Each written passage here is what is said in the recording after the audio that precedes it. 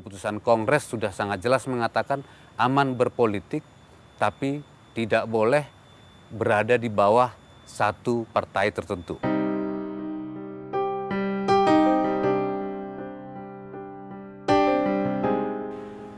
Masyarakat adat itu sebenarnya tahu persis bahwa sebagian besar dari masalah yang mereka hadapi sekarang ini, konflik sumber daya alam, banyaknya pelanggaran HAM, pemiskinan, dan juga situasi yang membuat mereka terdiskriminasi itu sebenarnya muncul dari kebijakan negara.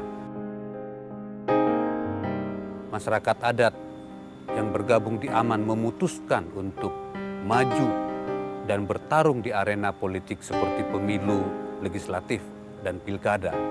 Itu dimaksudkan agar kebijakan-kebijakan publik itu tidak menimbulkan penderitaan baru buat mereka. Sebab kalau masyarakat adat tidak berpolitik, maka elit-elit yang sekarang merampas ya dan menindas masyarakat adat itulah yang berkuasa terus-menerus.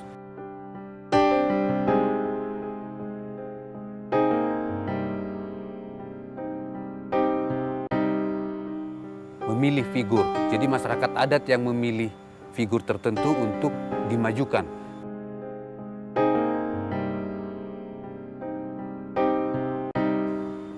Mereka sudah teruji sebagai bagian dari perjuangan masyarakat adat di Indonesia.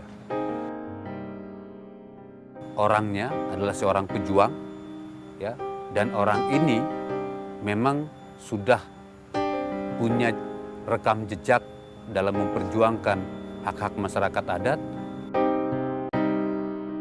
Bagian besar dari mereka adalah calon baru sama sekali, tapi memang di dalam perjuangan gerakan masyarakat adat mereka sudah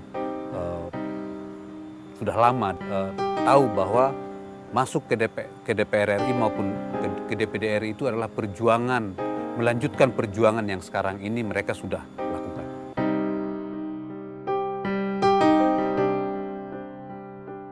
AMAN bukan partai politik, dan karena itu kader-kader AMAN yang maju di politik bisa masuk di partai politik apapun.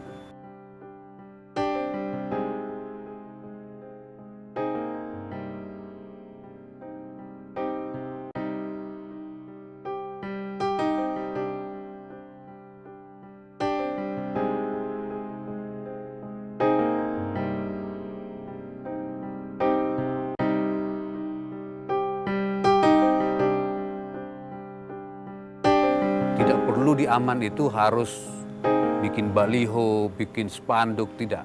Yang paling penting dibangun adalah tali mandat antara si caleg dengan basis pemilihnya, yaitu masyarakat adat. 2 atau 3 komunitas adat saja ya sudah dengan kokoh memilih, menetapkan komitmen untuk memilih seseorang, sebenarnya mereka sudah pasti dapat suara. Soal menang atau kalah itu hanya Tuhan yang tahu, hanya penguasa yang di atas yang tahu, tapi soal tetap berjuang itu hanya kita. Sekarang ini tantangan terbesar adalah bahwa pada umumnya pemilih dengan mudah sekali mengkonversi harapan politiknya dalam bentuk uang. Ya, karena itu saya meminta kepada seluruh masyarakat adat agar harapan politik itu dipelihara, sehingga harapan politik itu menjadi semangat perjuangan, termasuk berjuang untuk tidak bisa dibeli suaranya nanti.